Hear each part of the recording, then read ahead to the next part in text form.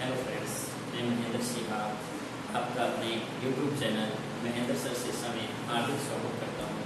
हमने पिछली वीडियो में सौर मंडल के बारे में पढ़ा था। आज हम उसे आगे पढ़ रहे हैं। हमने 2 ग्रह पढ़ लिए थे, बुध और शुक्र। आज हम उससे आगे पढ़ रहे हैं। तो सबसे पहले हमारा है सौर मंडल। सौर मंडल में कुल 8 ग्रह थे। तो सूर्य से दूरी के हिसाब से हम बात करें तो सबसे पहला ग्रह था बुध ग्रह। बुध के बाद दूसरा जो ग्रह था वो था शुक्र ग्रह। शुक्र के बाद तीसरा स्थान पृथ्वी का और पृथ्वी के बाद चौथा स्थान मंगल ग्रह का। मंगल के बाद 5वां स्थान बृहस्पति का और 6वां स्थान शनि का। 7वां स्थान अरुण का था और 8वां स्थान वरुण का। ये था सूर्य से दूरी के हिसाब से। हमने आकार में भी पढ़ लिया था कि आकार की दृष्टि से सबसे बड़ा ग्रह कौन सा है, बृहस्पति, और सबसे छोटा ग्रह बुध। इसके बाद हमने सूर्य की विशेषताएं पढ़ी, बुध ग्रह की विशेषताएं पढ़ी और शुक्र ग्रह की विशेषताएं पढ़ी। आज हम पढ़ रहे हैं पृथ्वी की विशेषताएं। तो सबसे पहले पृथ्वी को नीला ग्रह कहा जाता है। पृथ्वी को नीला ग्रह कहते हैं क्योंकि पृथ्वी पर 71% भाग पर पानी है और 29% भाग पर द्रव्य है। पृथ्वी अपने अक्ष के ऊपर कितने डिग्री झुकी हुई?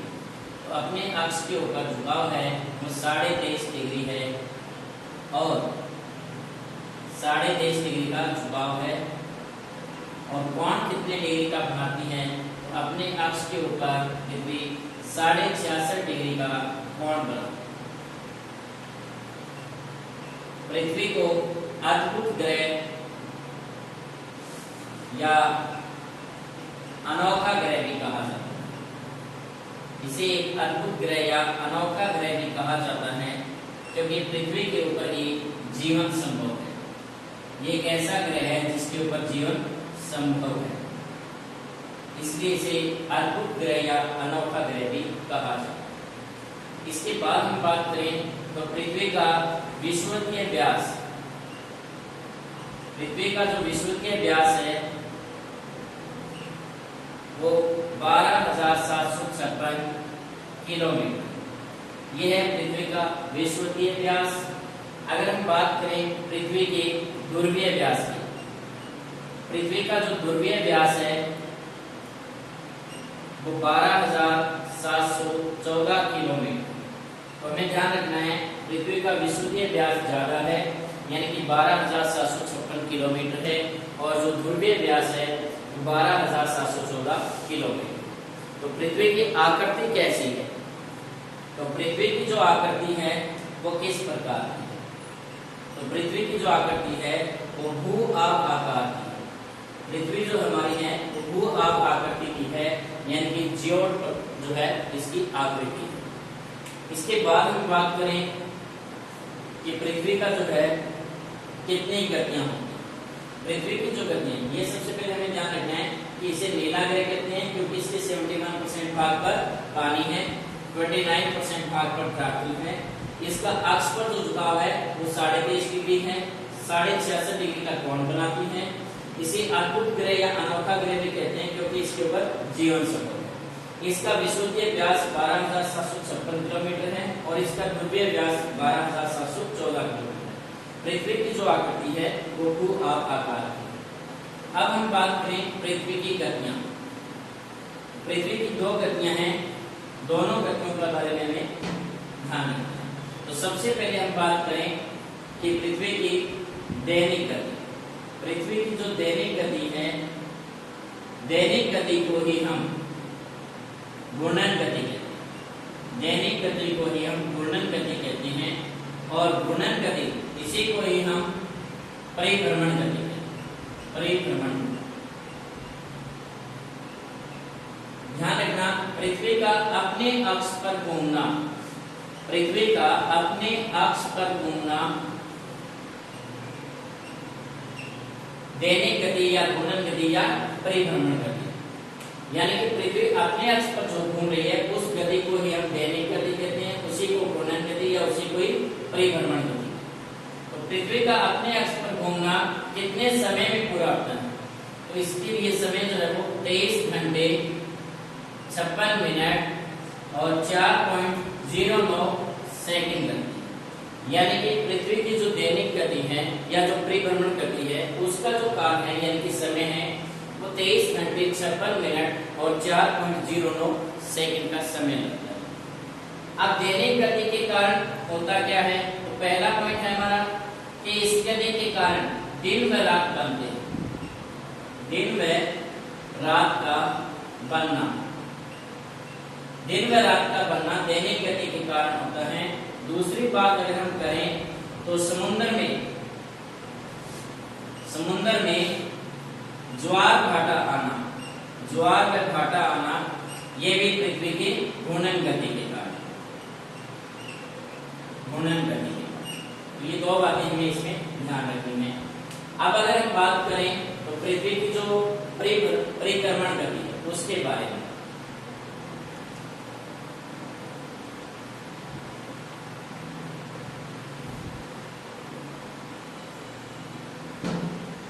दूसरी जो गति है उसे हम वार्षिक गति या इसी को ही हम परिक्रमण गति कहते हैं, परिक्रमण। यानी कि पृथ्वी का सूर्य के चारों ओर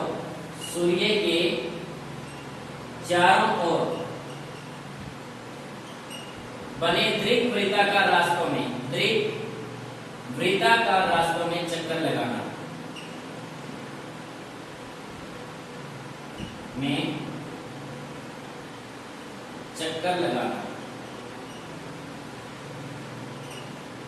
इसे हम वार्षिक गति या परिक्रमण गति। यानी कि पृथ्वी का सूर्य के चारों ओर जो चक्कर लगाती है, जो अपना एक चक्कर पूरा करती है, वो होता है परिक्रमण का। यानी कि सूर्य के चारों ओर जो वृत्ताकार रास्ते, कई बार क्वेश्चन ये भी आ जाता है कि पृथ्वी सूर्य के चारों ओर किन रास्तों से होकर चक्कर लगाती है? तो रास्ते क्या है? वृत्ताकार रास्ते। हमें ये बात किसने बताई? तो केपलर ने बताया कि पृथ्वी के चारों तरफ जो है सूर्य के चारों तरफ जो रास्ते हैं वो वृत्ताकार रास्ते हैं जिनमें ग्रह चक्कर लगाते हैं। दूसरी बात अगर हम ध्यान दें तो हमें सबसे पहले किसने बताया कि पृथ्वी जो है वो सूर्य के चारों तरफ चक्कर लगाती है? तो ये हमें बताया था आर्यभट्ट ने। आर्यभट्ट ने ही बताया कि पृथ्वी जो है वो गोल है और वह सूर्य के चारों तरफ चक्कर लगाती है। तो ये भी हमें थोड़ा ध्यान में रखना है। इसके बाद हम बात करें कि जो वार्षिक गति है या जो परिक्रमण काल है इसका जो समय है वो कितना है, कितना समय लगता है? समय खास रूप से ध्यान रखना है। तो 365 दिन लगते हैं और 48 मिनट 365 दिन 5 घंटे 48 मिनट और 40 सेकंड का समय लगता है। समय जो है परिक्रमण काल का वो है 365 दिन 5 घंटे 48 मिनट और 40 सेकंड का समय। अब इसके कारण होता क्या है? तो वार्षिक गति या परिक्रमण काल के कारण ही पहला पॉइंट हमें ध्यान रखना है कि इसी के कारण ही दिन व रात छोटे बड़े होते हैं। दिन रात का छोटा बड़ा होना वो होता है परिक्रमण काल के कारण, और दिन रात का बनना वो होता है परिभ्रमण काल के कारण। दूसरा ऋतु परिवर्तन होना, ऋतु परिवर्तन जो होता है वो भी किसके कारण होता है? परिक्रमण काल के कारण। तो ये दो बातें हमें इसमें ध्यान रखनी है कि जो वार्षिक गति है या जो परिक्रमण काल है वो होता है कि पृथ्वी का सूर्य के चारों जो वृत्ताकार रास्ते बने हुए हैं उनमें सूर्य का चक्कर लगाना कितने समय में? 365 दिन 5 घंटे 48 मिनट और 46 सेकंड का समय लगता है। होता क्या है? इससे दिन व रात छोटे बड़े होते हैं और ऋतु परिवर्तन। अब अगर हम बात करें तो उपसौर और अपसौर, पिछली बार जो नीट का एग्जाम हुआ था उसमें अपसौर का क्वेश्चन पूछा गया। उपसौर और अपसौर होते क्या है? उपसौर और अपसौर पृथ्वी व सूर्य के बीच, पृथ्वी व सूर्य के बीच निकटतम दूरी, निकटतम दूरी वो उपसौर कहलाती है। पृथ्वी व सूर्य के बीच निकटतम जो दूरी है वो उपसौर कहलाती है। तो निकटतम जो दूरी है वो हमेशा ध्यान रखना, पृथ्वी और सूर्य के बीच 14.70 करोड़ किलोमीटर दूरी है। निकटतम दूरी कितनी हो जाएगी? 14.70 करोड़ किलोमीटर। और ये दूरी होती कब है? 3 जनवरी। 3 जनवरी को उपसौर होता है, यानी कि 3 जनवरी को पृथ्वी और सूर्य के बीच सबसे कम दूरी होती है 14.70 करोड़ किलोमीटर। और ये होता कब है? 3 जनवरी। अपसौर क्या होगा? तो पृथ्वी व सूर्य के बीच, पृथ्वी व सूर्य के बीच अधिकतम दूरी, अधिकतम दूरी वो होता है अपसौर। इसमें 15.21 करोड़ किलोमीटर जो है दूरी हो जाती है, 15.21 करोड़ किलोमीटर की दूरी। और ये कब होती है? 4 जुलाई। 4 जुलाई को अपसौर होता है। तो हमें ध्यान रखना है उपसौर क्या होता है और अपसौर क्या होता है। उपसौर जो है वो 3 जनवरी होता है। यहाँ 3 से यहाँ देखिए 3, यानी कि 3 जनवरी हो जाएगा आपका। यहाँ 4 जुलाई है तो यहाँ पे 3 के साथ +1 कर दीजिए, 4 जुलाई। ठीक है, तो इस प्रकार आप इसे याद रख सकते हैं कि उपसौर और अपसौर कब होता है। 3 जनवरी को उपसौर और 4 जुलाई को अपसौर। इसके बाद हम बात करें कि पृथ्वी के कितने ग्रह हैं। पृथ्वी का एक ही ग्रह है, सॉरी उपग्रह। पृथ्वी के कितने उपग्रह हैं? पृथ्वी का एक ही उपग्रह है, वो है चंद्रमा। पृथ्वी का एक ही उपग्रह है, वो है चंद्रमा। 3,84,400 किलोमीटर दूरी पर पृथ्वी से इसकी जो दूरी है 3,84,400 किलोमीटर की दूरी। चंद्रमा जो है वो पृथ्वी की परिक्रमा करता है 27 दिन 8 घंटे में। 27 दिन और 8 घंटे में जो है वो पृथ्वी की परिक्रमा पूरी करता है। तो ये हमें ध्यान रखना है चंद्रमा के बारे में, यानी कि पृथ्वी का एक ही उपग्रह है, वो है चंद्रमा। एक आता है अपभू और उपभू। अपभू क्या होता है और उपभू क्या होता है? इसमें सीधा हमें ध्यान रखना है कि पृथ्वी व चंद्रमा, पृथ्वी व चंद्रमा के बीच पृथ्वी व चंद्रमा के बीच अधिकतम दूरी,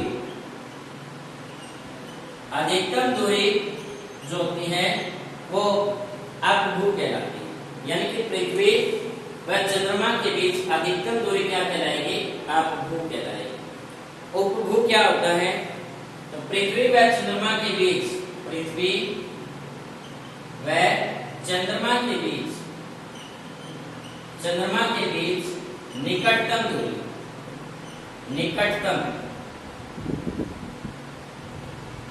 निकटतम दूरी जो है वो उपभू कहलाएगी। तो ये हमें ध्यान रखना है, अपभू और उपभू ये चंद्रमा के साथ होता है पृथ्वी। यानी कि पृथ्वी और चंद्रमा के बीच अधिकतम दूरी होगी वो अपभू होगी, और पृथ्वी और चंद्रमा के बीच निकटतम जो दूरी होगी वो उपभू। ठीक है, अब इसके बाद हम बात करते हैं जो हमारा अगला ग्रह है, उससे पहले कि पृथ्वी के सबसे निकट तारा कौन सा है। एक बार क्वेश्चन आता है कि पृथ्वी के सबसे निकट तारा कौन सा? सबसे निकट तारा, ध्यान रखना पृथ्वी के सबसे जो निकट तारा है वो है सूर्य। पृथ्वी के सबसे निकट तारा कौन सा है? सूर्य, क्योंकि सूर्य क्या है? एक तारा है। दूसरा हमारा क्वेश्चन बन जाता है कई बार कि पृथ्वी के सबसे निकट सूर्य के बाद दूसरा तारा, यानी कि सूर्य के बाद पृथ्वी के सबसे निकट तारा कौन सा है? पृथ्वी के सबसे निकट तारा अगर सूर्य के बाद पूछे तो प्रॉक्सिमा सेंचुरी। प्रॉक्सिमा सेंचुरी सूर्य के सबसे पृथ्वी के सूर्य के बाद पृथ्वी के सबसे निकट तारा आएगा प्रॉक्सिमा सेंचुरी। ये प्रॉक्सिमा जो सेंचुरी है ये अल्फा सेंचुरी का हिस्सा है। अल्फा सेंचुरी का ही हिस्सा है। तो हमें ध्यान रखना है कि सूर्य के बाद पृथ्वी के सबसे निकट जो तारा आएगा वो प्रॉक्सिमा सेंचुरी आएगा, जो किसका हिस्सा है? अल्फा सेंचुरी का ही एक हिस्सा है।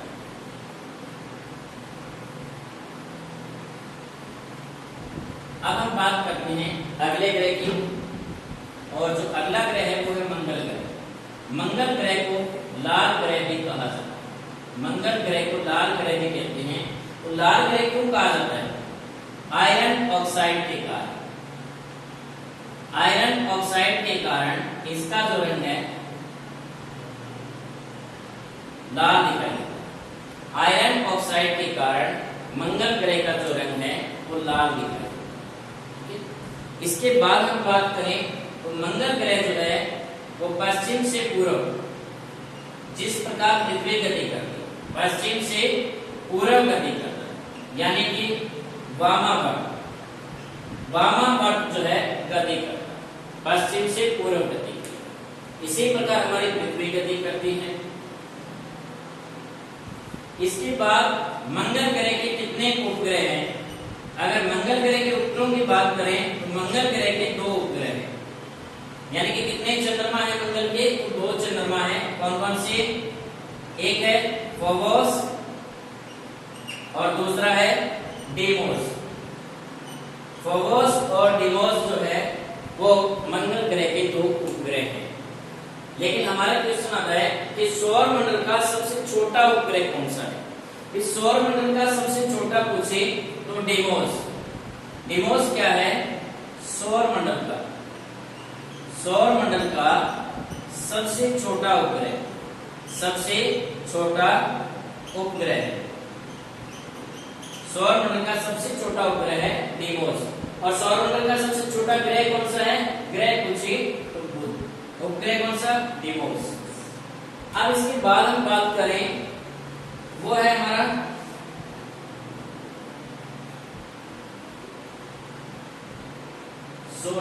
मंगल ग्रह के ऊपर सौर मंडल का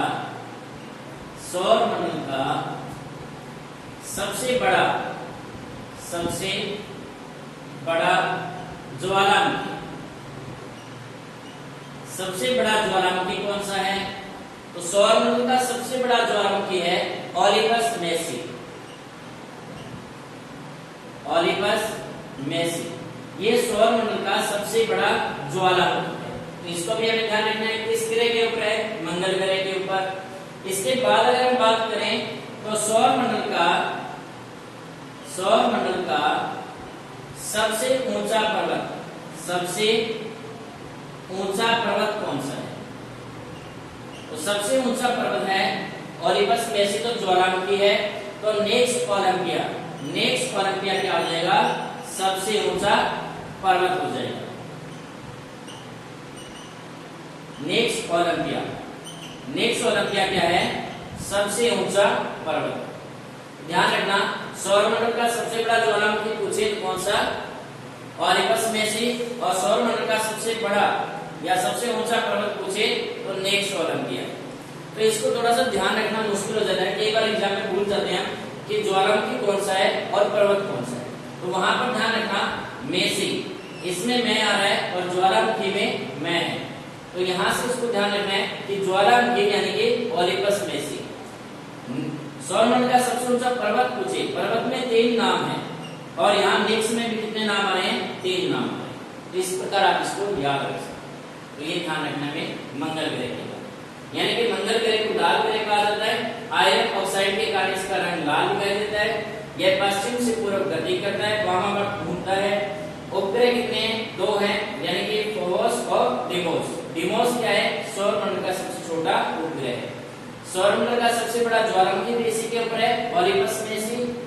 सौरमंडल का सबसे ऊंचा पर्वत नेक्स्ट ओलंपिया, ये भी इसी ग्रह पर स्थित है। अब इसके बाद हम बात करें बृहस्पति ग्रह।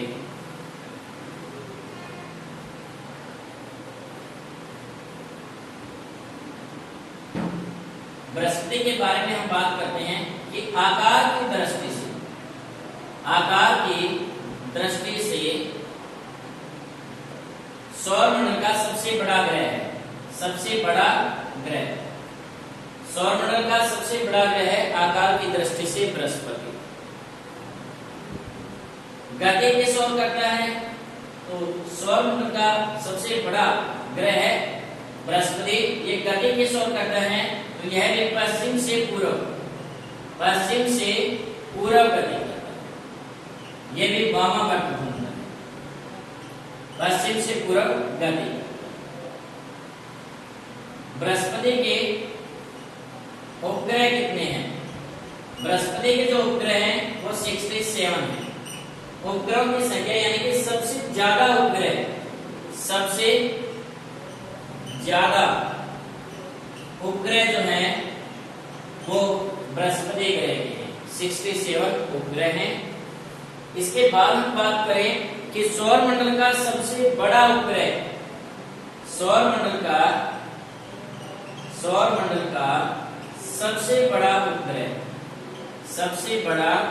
उपग्रह ग्रह भी यही है और उपग्रह भी इसी का ही है, जिसे